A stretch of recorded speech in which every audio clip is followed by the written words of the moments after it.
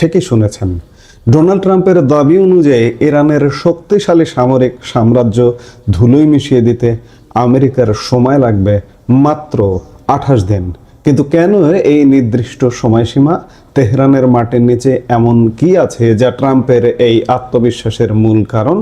আজ আমরা ফাঁস করব ট্রাম্পের সেই গোপন 4 উইক মাস্টার প্ল্যান, যা কাঁপিয়ে দিচ্ছে পুরো মধ্যপ্রাচ্যকে। বিশ্ব রাজনীতির মঞ্চে এক বিশাল বিস্ফোরণ। মার্কিন প্রেসিডেন্ট ডোনাল্ড ট্রাম্পের একটি বক্তব্য এখন সারা দুনিয়ায় তোলপাড় সৃষ্টি করেছে।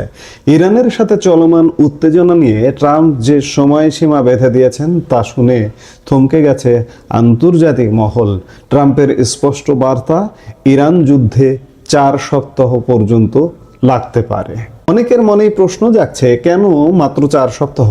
ইরান কি এতই দুর্বল যে মার্কিন ও ইসরায়েলি আক্রমণের মুখে মাত্র 1 মাসও টিকতে পারবে না? নাকি এর পেছনে লুকিয়ে আছে কোনো গভীর রণকৌশল? আলাপের শুরুতেই আমাদের দেখতে হবে ট্রাম্প ঠিক কি বলেছেন। ব্রিটিশ সংবাদ মাধ্যম ডেইলি মেইলকে দেওয়া এক সাক্ষাৎকারে ট্রাম্প স্পষ্টভাবে বলেন, এটি শুরু থেকেই একটি 4 সপ্তাহের প্রক্রিয়া হিসেবে ধরা হয়েছে।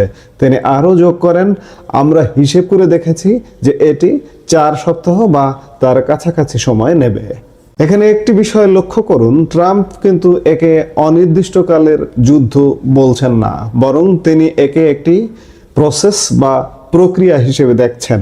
সামরিক বিশ্লেষকদের মতে আমেরিকা ও ইসরায়েল এবার কোনো প্রথাগত যুদ্ধের চিন্তা করছে না, বরং তারা সার্জিক্যাল স্ট্রাইক এবং পিন পয়েন্ট বম্বিং এর মাধ্যমে ইরানের কমান্ড সেন্টার ও পারমাণবিক স্থাপনাগুলো ধ্বংস করে দিতে চায়।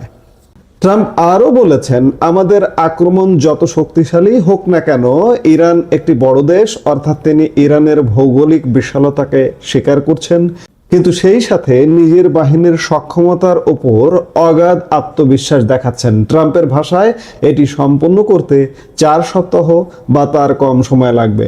লক্ষ্য করুন, তিনি কম সময় শব্দটি ব্যবহার করেছেন। তার মানে ওয়াশিংটনের ডেস্কে এমন কোনো নীল নকশা আছে যা দিয়ে খুব দ্রুত ইরানি প্রতিরোধ গুড়িয়ে দেওয়ার পরিকল্পনা করা হয়েছে। বর্তমানে ইরানে যে সামরিক অভিযান চলছে তার নাম দেওয়া হয়েছে অপারেশন এপিক ফিউরি। মার্কিন সেন্ট্রাল কমান্ড বা সেন্টকমের তথ্য অনুযায়ী গত কয়েকদিনে এই পরিস্থিতির নাটকীয় পরিবর্তন হয়েছে। ট্রাম্প দাবি করেছেন, ইতিমধ্যেই ইরানের সম্পূর্ণ সামরিক কমান্ড ধ্বংস হয়ে গেছে। তিনি এক ভিডিও বার্তায় জানিয়েছেন, মার্কিন ও ইসরায়েলি যৌথ বাহিনী ইরানের শত শত লক্ষ্য বস্তুতে আঘাত হেনেছে। এর মধ্যে রয়েছে রেভলিউশনারি গার্ডের আস্তানা, ইরানের বিমান প্রতিরক্ষা ব্যবস্থা এবং মাত্র কয়েক মিনিটের মধ্যে 9টি ইরানি যুদ্ধজাহাজ ডুবিয়ে দেওয়ার দাবিও করেছেন তিনি। সবচেয়ে চাঞ্চল্যকর খবর হলো, ইসরায়েলে হামলায় ইরানের সর্বোচ্চ নেতা আয়াতুল্লাহ আলী খমেনির মৃত্যুর খবর নিশ্চিত করেছে অনেক আন্তর্জাতিক সংবাদ মাধ্যম। যদিও ইরান পাল্টাপাল্টি হামলা চালাচ্ছে, কিন্তু ট্রাম্পের দাবি অনুযায়ী ইরানের হাজার হাজার কর্মকর্তা এখন আত্মসমর্পণ করতে চাইছেন এবং তারা ইনডেমনিটি বা ক্ষমা প্রার্থনা করছেন। কিন্তু এই যুদ্ধের চড়া মূল্য দিতে হচ্ছে। ট্রাম্প নিজে স্বীকার করেছেন যে অভিযানে ইতিমধ্যে 3 জন মার্কিন সেনা নিহত হয়েছেন এবং আরও প্রাণহানির আশঙ্কা রয়েছে। তিনি বলেছেন, দুর্ভাগ্যবশত এটি শেষ হওয়ার আগে আরও মৃত্যু হতে পারে। এই লাইনটি অত্যন্ত গুরুত্বপূর্ণ।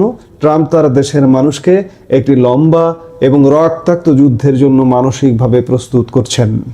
এখন প্রশ্ন আসে, ট্রাম্প কেন বারবার 4 সপ্তাহের কথা বলছেন? এর পেছনে 3টি বড় কারণ থাকতে পারে। প্রথমত, অর্থনৈতিক চাপ। ইরান একটি বড় অর্থনীতির দেশ এবং জ্বালানি তেলের অন্যতম উৎস। এই যুদ্ধ দীর্ঘস্থায়ী হলে বিশ্ববাজারে তেলের দাম আকাশচুম্বী হবে, যা ট্রাম্পের নিজের দেশের অর্থনীতির জন্য ক্ষতিকর। তাই তিনি দ্রুত জয় চান। দ্বিতীয়ত, রিপোর্ট অনুযায়ী ইসরায়েলি প্রধানমন্ত্রী নেতানিয়াহু এবং সৌদি যুবরাজ মোহাম্মদ বিন সালমান ট্রাম্পকে এই হামলার জন্য জোরালো উৎসাহ দিয়েছেন। তারা চেয়েছিলেন ইরানকে এমন এক ধাক্কা দিতে যা ইরানকে দশকের পর দশক পিছিয়ে দেবে। ট্রাম্পের হিসাব অনুযায়ী ইরানের পারমাণবিক স্থাপনা এবং সামরিক অবকাঠামো ধ্বংস করতে 28 দিন বা 4 সপ্তাহই যথেষ্ট। তৃতীয়ত, আলোচনার দরজা খোলা রাখা। ট্রাম্পের বক্তব্যের অন্যতম আকর্ষণ